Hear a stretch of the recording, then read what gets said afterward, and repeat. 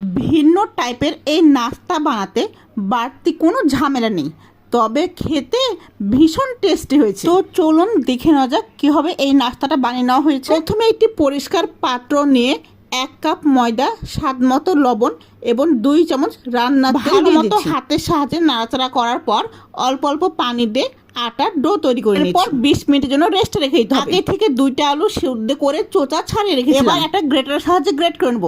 গ্রেটারের সাহায্যে আলু গ্রেট করলে সবগুলো আলু সমানভাবে চিকন হবে। আলু পুরোপুরি গ্রেট করা না হয়ে গেলে 1 চামচ লবণ, 1 চামচ কালো জিরা, 2টা কাঁচামরিচ কুচি, chaat masala, chilli flakes, packet মশলা দিয়ে সবগুলো একসাথে নাড়ে চাড়িয়ে মিশিয়ে নিতে হবে। সর্বশেষ আইটেম যোগ করে দিতে হবে 1 চামচ কর্নফ্লাওয়ার। খাওয়ার দেওয়ার সুবিধা হলো তেলে ভাজার সময় আলু বাইরে বেরিয়ে পড়বে না। আধা ঘন্টা রেস্টে থাকার পর আটার ডো একেবারে অ্যাক্টিভ হয়ে গেছে।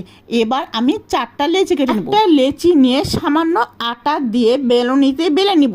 এরপর চাকুর সাহায্যে চারিপাশ কেটে 4 কোণ করে নিব। ভালোভাবে কেটে নেওয়া হয়ে গেলে অল্প পরিমাণ আলু নিয়ে ভালোভাবে মালিশ করে দিতে হবে। এরপর ভিডিওতে যেভাবে দেখানো হয়েছে অর্ধেক পাশ ভাঁজ করে উল্টিয়ে দিয়ে একটা চাকুর সাহায্যে চিকন চিকন করে কেটে নিতে হবে। ভিডিওতে যেভাবে দেখানো হয়েছে সেভাবে একটা করে পাট নিয়ে রোল করে রাউন্ড করে দিতে হবে। এই নাস্তা বানানো জটিল কিছুই নয়, কিন্তু খেতে অনেক মজাদার। এইভাবে রাউন্ড করার কারণে ভিতর থেকে ওপরটা অনেকটাই ক্রিস্পি হয়। এক এক করে আমার সবগুলো নাস্তা বানানো হয়ে গেলে চুলায় ভেজে নেওয়ার পালা।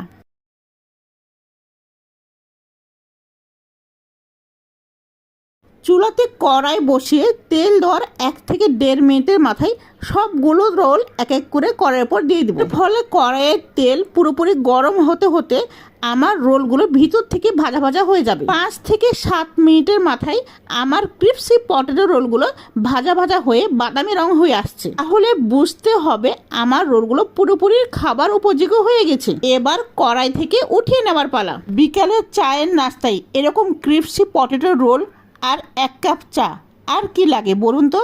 যারা এতক্ষণ ধরে আমার ভিডিওতে দেখেছেন তারা একবার হলো এই ক্রিস্পি পটেটো রোল বানিয়ে দেখবেন। ভিডিওর সাথে এতক্ষণ থাকার জন্য অসংখ্য ধন্যবাদ সবাইকে। আসসালামু আলাইকুম।